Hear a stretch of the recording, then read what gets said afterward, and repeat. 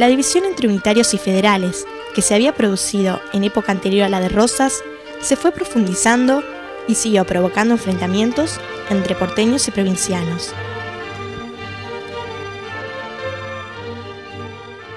En 1852, después del triunfo de Urquiza en Caseros y la derrota de Rosas, Buenos Aires se separa de la Confederación Argentina, que fija su capital en Paraná. En 1859, tras la batalla de Cepeda, en la que Urquiza vence a Mitre, parece lograrse la unificación nacional. Sin embargo, los conflictos se reanudaron un poco más tarde, y los dos ejércitos se volvieron a enfrentar en la batalla de Pavón el 17 de septiembre de 1861. Según los historiadores locales, es necesario analizar la batalla de Pavón para poder comprender mejor la profunda significación de la matanza de Cañada de Gómez. ¿Cuál fue el lugar exacto de la Cañada de Gómez donde se habría producido el hecho? El historiador Gerardo Álvarez nos dice que en un punto medio entre las localidades de Correa, Cañada de Gómez y Bustinza, aunque no se sabe con exactitud. Para lograr nuestro objetivo, nos trasladamos a esta población vecina, en donde nos recibieron el presidente comunal, un miembro de la institución Amigos de la Historia y un vecino que nos refiere acerca de 2 puntas de lanzas halladas en un monte de garabatos cercano, de un botón de chaqueta de uniforme encontrado en un campo próximo, y de testimonios orales casi transformados en leyendas. Siguiendo las afirmaciones del ya fallecido historiador de Marchi, es posible que en este campo, cercano a una antigua escuela de la estancia del CEL, es en donde sucedió el hecho al que hacemos referencia. Nada identifica el lugar. Aquí, con el arroyo cercano y una amplia visión de la Cañada de Gómez, acampó, casi seguro, el ejército federal, atacado traicioneramente por los unitarios en la madrugada del 22 de noviembre de 1861. Previamente, debemos analizar lo que ocurrió en Pavón. En el choque de los ejércitos, la infantería y la artillería unitaria destrozan al haz de la Confederación. Distinta fue la suerte de la potente caballería federal que vence y persigue a la unitaria. Urquiza, sin esperar el fin de la lucha, se retira del campo de batalla. Mitre es el vencedor. El historiador rosarino Félix Chaparro encuentra aquí un fuerte antecedente de lo que sería la batalla de la Cañada de Gómez. La caballería unitaria, comandada por el general Venancio Flores, había sido vencida por la federal del coronel Benjamín Virasoro. Estos dos personajes serán los protagonistas principales de lo que sucederá luego, en la Cañada de Gómez. Después de Pavón, Virasoro, a cargo del ejército de la Confederación, que había quedado reducido a no más de 1.200 hombres mal armados y con los caballos en muy mal estado, se retira hacia el norte, fijando su campamento en la margen izquierda del río Carcarañá, a 5 leguas de la población actual. El lugar contaba con la defensa natural del río, con una fuente de aprovisionamiento de agua en el arroyo que hoy se denomina Cañada de Gómez, y además la ventaja de encontrarse apartado de los caminos obligados que pudiese seguir el ejército de Buenos Aires. Todas las referencias de los historiadores regionales indican que en esta zona de la provincia de Santa Fe, en la que se encuentra el departamento Iriondo y transcurrió la matanza de Cañada de Gómez, el nombre más antiguo de toda esta región es el del río Carcarañá, y también se lo llamó Desmochado, río de los Desmochados, que yo supongo pudo haber sido por el aspecto yermo, desolado, estéril de toda esta planicie, a donde había un mar de hierba, de pasto fuerte, hasta donde alcanzaba la vista. Este río, que es el eje de toda esta región y que pone límite al pago de los arroyos y permite el acceso a todo este paraje de los Desmochados, dio lugar también a otras denominaciones más acotadas, y entonces se hablaba de Desmochado arriba, que podríamos decir aguas arriba, que era toda esta zona, departamento Iriondo, parte de las tierras de Belgrano y ya entrando en el departamento Caseros, y Desmochado abajo, que era el actual distrito Cañada de Gómez, la zona que ya está terminando el departamento Caseros y entra en las tierras de San Lorenzo, y toda esa zona que lleva hasta la desembocadura del río. Germán Burmeister, en su obra Viaje por los Estados del Plata, describe el pago de los Desmochados en 1857 como una planicie sin fin, en la que crece un pasto tan alto que llega hasta sus rodillas, no habiendo ningún árbol, salvo algún ombú que rompe con esta planicie monótona. Para los viajeros era muy difícil atravesar estas tierras. Carretas lentas, frecuentes asaltos, los inconvenientes lógicos que ocasionaban las lluvias, sin olvidar los continuos ataques de los malones.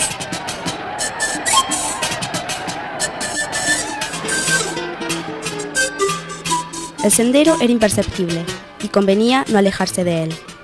Martín Fierro lo dice claramente: no me abro de la huella ni aunque vengan degollando. De tanto en tanto, una posta ofrecía un descanso y caballada de refresco.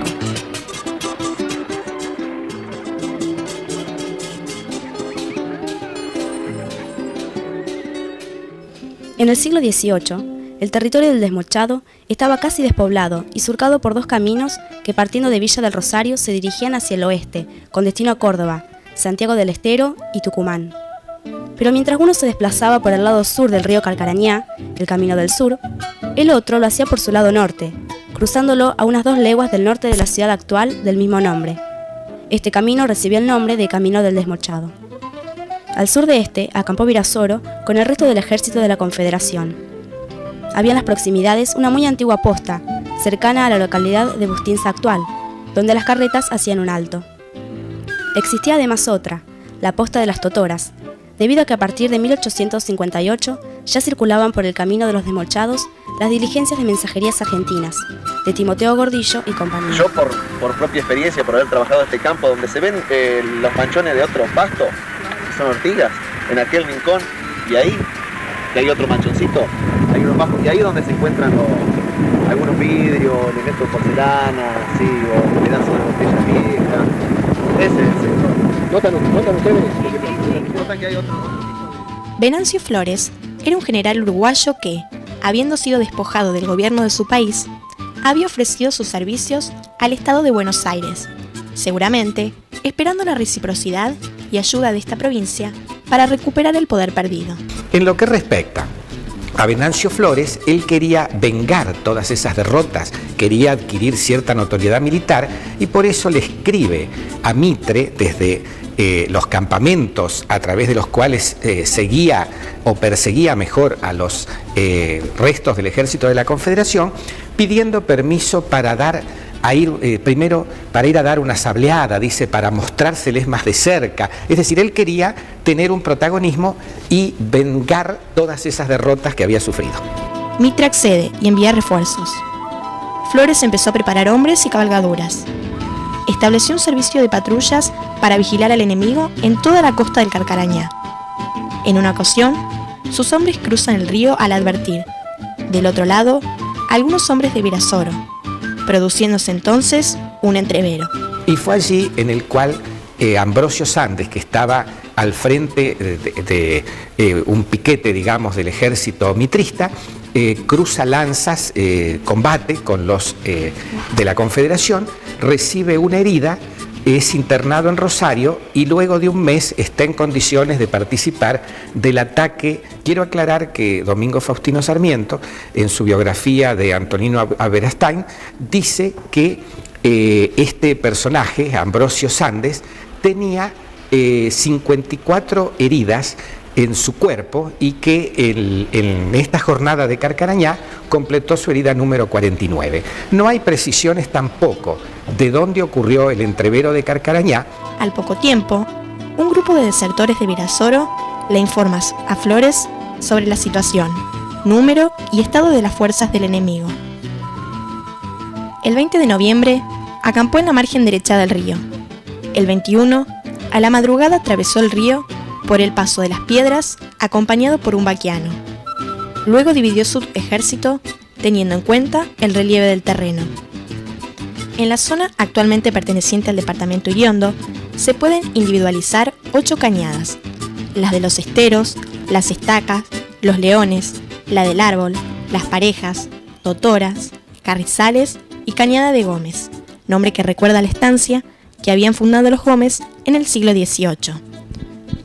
Flores envía parte de su caballería en dirección a la cañada de los Leones, a fin de que, dando un rodeo, cayeran sobre el campamento de Virasoro en la madrugada del día siguiente.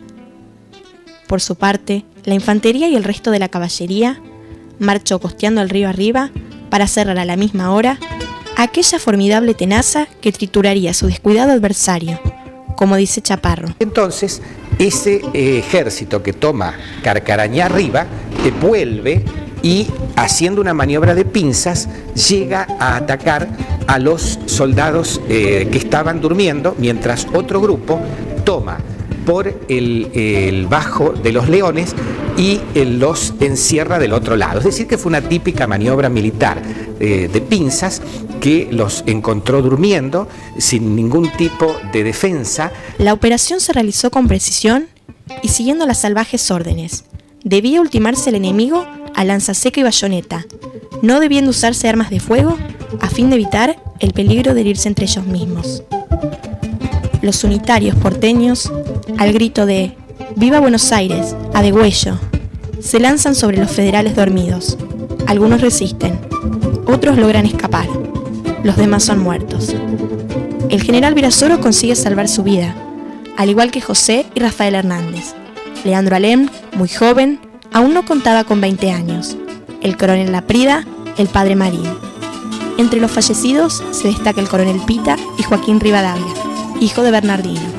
Nunca fue publicado el parte de la matanza, que el general Venancio Flores demoró varios días para redactarlo, y que por otra parte, de entrada, el propio general en jefe del ejército mitrista, Juan Gelí y Oves, se da cuenta de que estamos en presencia de una verdadera masacre y dice: el suceso de la Cañada de Gómez, en palabras más o menos aproximadas, es uno de esos hechos de armas tan comunes en nuestras guerras que sus resultados aterrorizan al vencedor si éste no es de la escuela del terrorismo.